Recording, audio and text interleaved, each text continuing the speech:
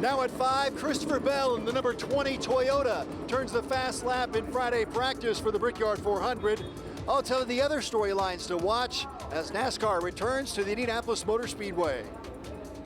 Okay, Rich, also closed during race weekend. The impact that construction along the bridge on 16th Street is now having around the Speedway. Angela? Anne-Marie, 70s again today, but it's race weekend and it means we're going to heat back up. I'll have the numbers. WNBA All-Star weekend is here. Caitlin Clark hitting the microphone today, and we'll have what she had to say. That's coming up for it in sports.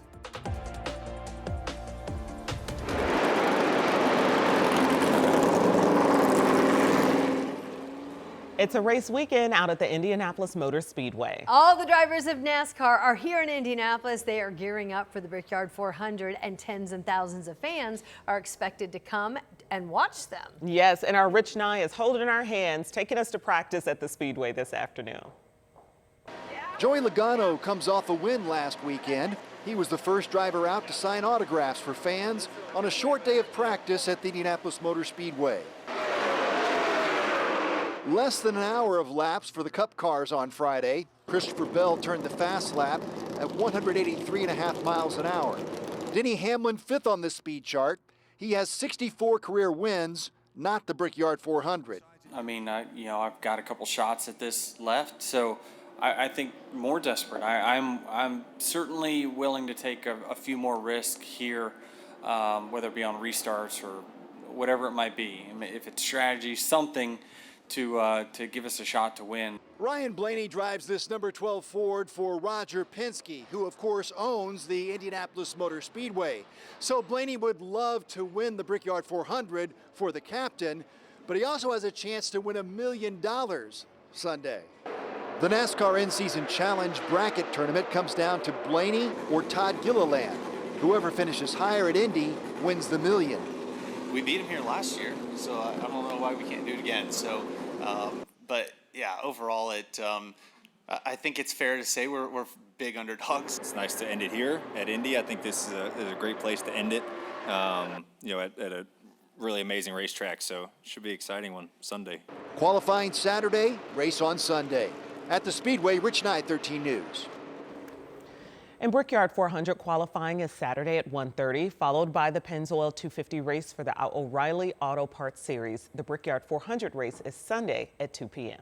So if you're headed out to the track for the Brickyard, you're going to want to keep in mind if you're going from downtown Indianapolis, the bridge, which is along 16th Street, is closed. Our Brendan Schaaf headed out to Speedway today to see how it's impacting people in the area. 16th Street is a well-traveled corridor during race weekends, especially with the Brickyard 400 coming up this weekend. And locals say that they're finding a way to get around despite the 16th Street bridge being closed. The bridge closed for repairs on June 1st. There were plenty of people navigating the detours on Friday, which drivers will need to prepare for as they make their way to the Indianapolis Motor Speedway on 16th Street. Kevin Moore came to Long's Bakery, a local favorite that's right off of 16th Street. He says the bridge closure means many locals are finding new routes and suggests people heading to the track this weekend do the same. As someone who worked at IMS as a teenager in the 70s, he knows how many people have relied on 16th Street for decades. Pretty busy, maybe not quite as busy as it is now, but still pretty busy. 16th Street, like I said, was always a main thoroughfare right to the track. Anybody that was in Indianapolis knows 16th Street's the way to get there. He recommends 10th Street as an alternative way to get there during race weekend. On Indy's West Side, Brandon Schaaf, 13 News. And Moore says even though construction is inconvenient, the bridge was due for repairs, and this will make the popular thoroughfare better in the long run. So there are some ways to reroute and get around the closure of that bridge along 16th Street. Rob Ellis joins us with a look at those detours you'll want to know ahead of the Brickyard. Well, traffic for the Brickyard 400, always a bit of a concern. There's one big concern this year, and it's that the 16th Street Bridge over the White River is closed. So because of that, you have a couple of options if you're going to be getting to the track. Because that street is closed, 10th, Michigan, New York, or Washington can all be ways to get over the White River, especially if you're coming from, say, downtown or from the east. Then you can go up the White River Parkway. That's going to get you access to 10th Street, which you can turn onto Tibbs to get up to 16th Street. After that, 16th Street will be your best bet. Keep in mind, if you're coming in from the north, 30th Street is probably your best bet, especially if you're coming off of 65 southbound. Then you can make the turn here into the track. Keep in mind, during the actual race on both Saturday and Sunday, there are some road closures. An hour before the race and until the checkered flag, Georgetown Road south of 25th is going to be closed, as well as 16th Avenue to Olin Avenue. There's going to be various closures here. Again, those won't end until the checkered flag.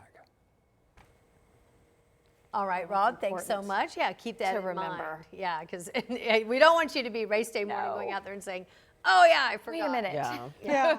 All right, Angela's here. She's helping us get ready for the weekend. Do people need to bring umbrellas? Do they need their sunscreen? Do they need another sweater? What do folks need this weekend? Gosh, if you wanted to throw a poncho in, I suppose you could. I really think they're going to be few and far between race day Sunday. Sunscreen, yes. Extra water, yes, because we're going to start to heat things back up. Temperatures come race day will be in the range of 85 to 90 degrees. A little hotter, a little more humid. A stray pop-up is possible, but as I mentioned, those are going to be few and far between. And really the focus for those storms will be out to our west. Had a lot of cloud cover today thanks to some storms and rain coverage out to our west. 77 degrees in Indianapolis, 73 in Muncie and Crawfordsville. We've been rain cooled in Kokomo, so some of those showers have held together. I do want to show you Bunker Hill. A lot of cloud cover. This thin line of rain moved through Miami County, but really didn't produce much in the way of rain. The pavement is still dry. Here's what's left of that little area of rain from near Frankfort to Elwood to the northern sections of Morris Reservoir in northern Hamilton County. Let's expand the view. Some steadier light rain possible Winchester and Portland in the eastern part of our area. Otherwise, a sprinkle for some this evening. Don't cancel any outdoor plans. Temperatures right now in the 70s, and that's where we'll stay over the next several hours. As we look ahead to the start of the weekend, we're going to start to heat things back up. Mid-60s tomorrow morning, highs tomorrow in the low 80s. All right, thanks so much, Angela. Well, the first half of the WNBA season officially in the books, and now the attention is turning to All-Star Weekend in Chicago. And an exciting weekend it is in Chicago. Dominic Miranda is here with what our Fever All-Stars were talking about today.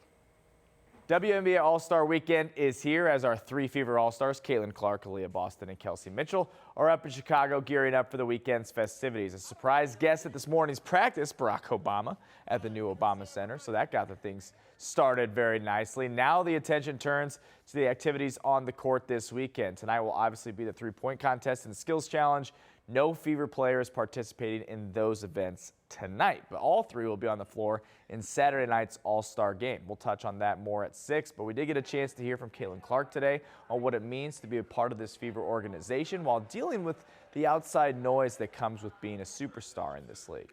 More than anything, I want to win, and I want to win a championship, and that's my goal, and hopefully multiple of them, and I feel like our team and we all have the same goal, and I feel really fortunate to be part of the Fever organization that supports me, and even my teammates, like, they always have my back, and you know, they're the ones that can interact with me firsthand every single day, and they see the type of person that I am, and I hope, you know, there's obviously a lot of people that like to comment on my character and think that they know me, and at the end of the day, they have no idea who I am, and I get it, that's an opinion, and everybody's entitled to their own opinion. Coming up for you at 6, we'll hear more from Caitlin Clark on what it means to be an All-Star yet again and partake in this year's festivities with her teammates. Remember, she was injured a year ago. But WNBA All-Star Weekend is here. It's going to be all sorts of fun. Thanks, Dom. And if you didn't hear the big news out of the NBA, listen up. Yeah, the big breaker today about LeBron. He's officially headed to Philly. Going to play for the 76ers. There's been a lot of talk about potentially where he would go after he said he was going to leave the Lakers earlier this summer. He put it all to rest, going to social media, announcing the new deal. It's 2 years, $8 million, and he made that post on social. So LeBron James is 41. He is the league's all-time leading scorer, and this will be his 24th season. Everyone's had an opinion about where he should go, including Fever star Caitlin Clark. Yeah, so here's what she had to say when she learned of the news while she's in Chicago during the All-Star Weekend news conference. No way! I just pitched him for the Pacers. It didn't get to him fast enough. The 76ers. Wow. Wow. Selfishly, I wanted the Warriors because Steph and Bron would have been absolutely insane together, but they have some serious talent on the 76ers. Arguably maybe one of the favorites in the East now with the Knicks, and then obviously my Pacers. But wow, I thought he was either going to go Miami or Cleveland, so that's really shocking. But I'm going to go wait for the NBA schedule to come out and make sure I have my tickets reserved for when the 76ers come play the Pacers, because those are always hard to get, but happy for him. Yeah, you and everywhere else, that will be the hot ticket. And the 76ers have not won a title in 43 years. But LeBron says he wants to try to win another championship. So clearly this was about the ring. When you think about Cleveland, okay, maybe it was about the heart, you know, returning home, maybe going back to the Heat. It was about the heart. It would have been very cool and historic to see him play next to Steph Curry. Yeah. But yeah, the 76ers. So there you go. Broke right before noon today, and we were like, oh my gosh, this is huge. I put a post up on social media. Fans here, Pacers fans, Indianapolis fans, they're like, who cares? Move on next, you know? Which we thought was shocking because the entire league is talking about this. Yes, the whole country is talking about it, but it lands differently with different people. We'll put it there, but that's the announcement today. Yeah. Ahead today, welcoming a baby to the White House. So we have your first look at the pictures that Vice President Vance and his wife Usha are releasing of their newborn.